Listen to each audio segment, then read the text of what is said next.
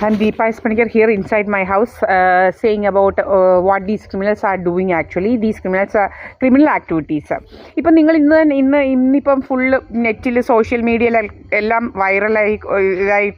ഇതായിക്കൊണ്ടിരിക്കുന്ന ഒരു ന്യൂസാണ് എന്ന് വെച്ച് കഴിഞ്ഞാൽ തമിഴ്നാട്ടുകാരൻ ഒരവൻ സ്വന്തം അച്ഛനെ പാമ്പിനെ കൊണ്ട് കടിപ്പിച്ചു കൊന്നു.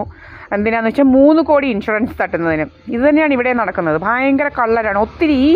നിങ്ങളിവിടെ വന്ന് അന്വേഷിച്ചാൽ ഈ ഓലകട്ടിയമ്പലം എന്ന് പറഞ്ഞാൽ ഗൂണ്ടകളുടെ ഇതാണ്, CPM ഗൂണ്ടകൾ. ഇതുപോലെ തന്നെ ഈ ബിജു പി എന്ന് പറയുന്നത് എൻ്റെ മുൻ ഭർത്താവായിരുന്നവൻ, അവനും CPM കാരനാണ്. ഭയങ്കര കുറേ ഗൂണ്ടകളുണ്ട് അവിടെ ഭയങ്കര CPM ഗൂണ്ടായിസം നടക്കുന്ന സ്ഥലമാണ് ഈ കണ്ടല്ലൂരും.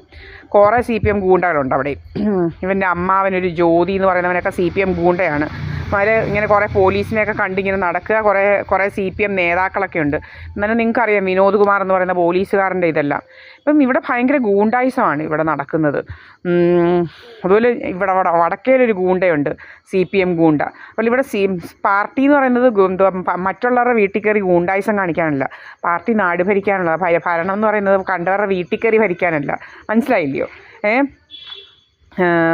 ഇതാണ് ചെയ്യുന്നത്. എൻ്റെ സുബ്രഹ്മണ്യൻ എന്ന് പറയുന്നവൻ എൻ്റെ വസ്തുവിനെക്കുറിച്ചുള്ള ഇതൊക്കെ നടത്തുക. അതിനുവേണ്ടി കുറേ കമ്മ്യൂണിസ്റ്റ് ഗൂണ്ടകൾ കൂടുക, കുറേ BJP ഗൂണ്ടകൾ. BJPക്കാർക്കൊന്നും അറിയത്തില്ലായിരിക്കും, അവർ അത്ര വലിയ ഇങ്ങനെ ഇതിലോട്ട് വന്നിട്ടില്ലല്ലോ. അവരുടെ നേതൃനിരയിലുള്ളവരൊക്കെ അറിഞ്ഞ ഇവന്മാരെയൊക്കെ എടുത്ത് തോട്ടിക്കളയും പക്ഷേ മര്യാദയ്ക്ക് ഇരിക്കാത്തതിന്.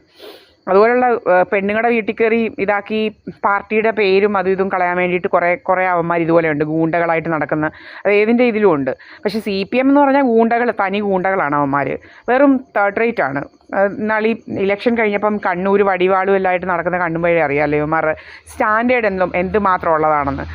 അത്തരമാണ് ശരിക്കും പറഞ്ഞു കഴിഞ്ഞാൽ. പിന്നെ പെൺവാണിഭ കഥ ഉണ്ടാക്കലാണ് ഇവന്മാരുടെ പണി. നിങ്ങളെല്ലാം കണ്ടതാണ് ഇലക്ഷൻ സമയത്ത് രാഹുൽ മാങ്കൂട്ടത്തിൻ്റെ കഥകളുമായിട്ട് ഫുള്ളങ്ങ് എല്ലാ ചാനലും ഇതേ ഉള്ളായിരുന്നു. പ്രത്യേകിച്ച് കൈരളി, വേറെ അത്രയില്ലായിരുന്നു. കൈരളിക്കകത്ത് ഇത് മാത്രമായിരുന്നു. ഇത്ര ദിവസമാണ് ദൈവം വേറൊരു ന്യൂസ് പറഞ്ഞിട്ടില്ല. നിങ്ങൾക്ക് എടുത്തു നോക്കിയാൽ അറിയാം. ഇവർക്ക് നാണം ഇല്ലയോ ശരിക്കും പറഞ്ഞു കഴിഞ്ഞാൽ?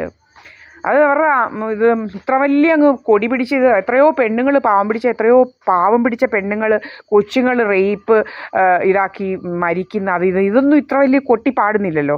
ഇതെന്തോ ഇത്ര വലിയ കൊട്ടിപ്പാടാൻ? എത്രയോ പാവം പിടിച്ച പെണ്ണുങ്ങൾ റേപ്പ് ചെയ്യപ്പെടുന്നു, ഒത്തിരി സംഭവങ്ങൾ നടക്കുന്നു, കഷ്ടപ്പെടുന്നു. അതൊന്നും പറയാനില്ലയോ ഇവന്മാർക്ക്? ഒരു രാഹുൽ മാങ്കൂട്ടത്തിൻ്റെയും ഒരു കുഴപ്പമില്ലാത്ത ഒരുത്തി അവൻ്റെ പുറകിന് പോയതിൻ്റെ കഥകൾ പറയാനേ ഉള്ളൂ കാര്യം. കഥകൾ കേട്ടാൽ അറിയാം. ഇങ്ങനെ കുറേ തേർഡ് റേറ്റ്സ് ഉണ്ട് ശരിക്കും പറഞ്ഞു കഴിഞ്ഞാൽ. വെറും തേർഡ് റേറ്റ് കഥകളുണ്ടാക്കി നടക്കുന്നത്. നമുക്കറിയാം കുറേ വാണിഭ കഥയുമായിട്ട് നടക്കുക ഇവന്മാരുടെ ജോലി.